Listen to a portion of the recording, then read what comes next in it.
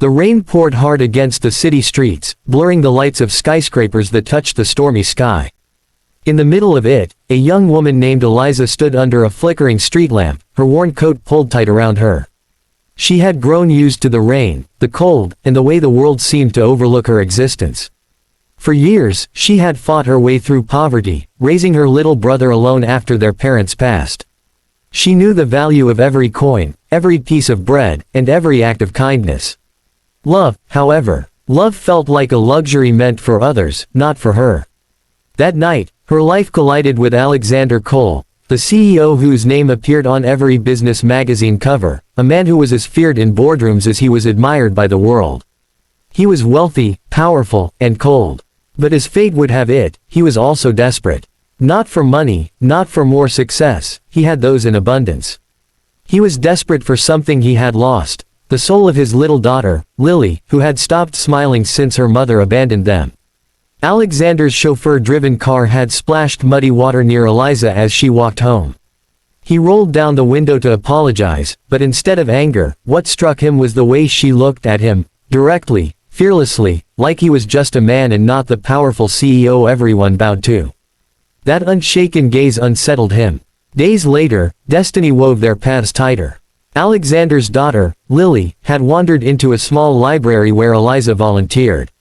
The girl, withdrawn and shy, clung to Eliza as if she had known her forever. She laughed for the first time in months, and Alexander, arriving to fetch his daughter, witnessed it.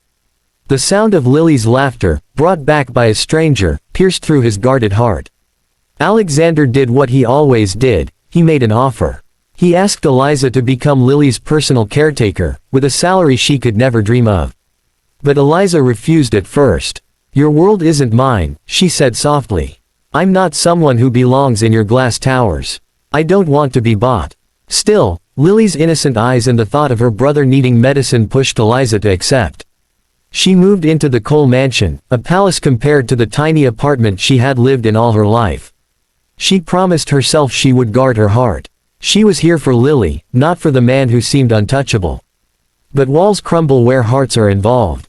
Slowly, Eliza discovered Alexander wasn't the ruthless tyrant the world saw. Beneath his arrogance was a man weighed down by responsibility, guilt, and loneliness. He, in turn, found in her something he had long forgotten: honesty, kindness, and the courage to stand up to him without fear.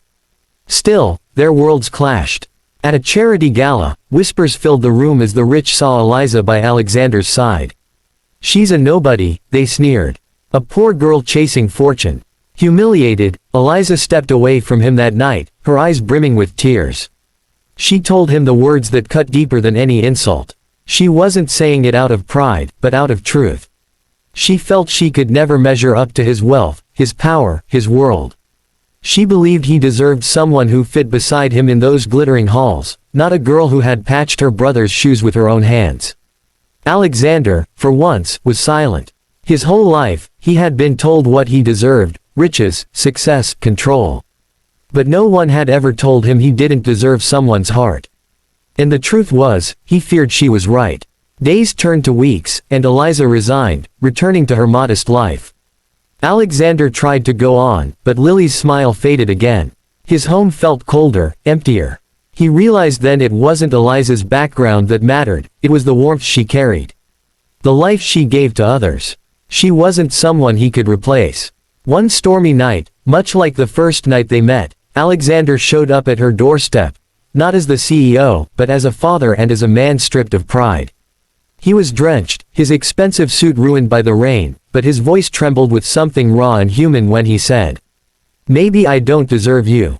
But I need you. Not just for Lily, for me. For the man I'm still learning how to be." Eliza's walls crumbled at those words. Not because of the plea, but because for the first time, she saw him without the armor. She saw a man willing to admit his flaws, a man desperate not for power, but for love. The road ahead wasn't easy. They faced judgment, whispers, and battles with their own insecurities. But Eliza reminded him that love wasn't about what they deserved, it was about what they gave. She gave him honesty, compassion, and resilience. He gave her security, but more importantly, he gave her respect, listening to her voice as an equal. Lily's laughter filled their home again, Not because of wealth or status, but because her father had finally opened his heart to love, and Eliza had been brave enough to teach them both what love really meant.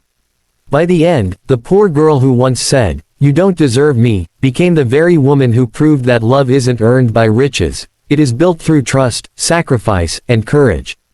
And the CEO who once thought he had everything realized he had nothing until he had her.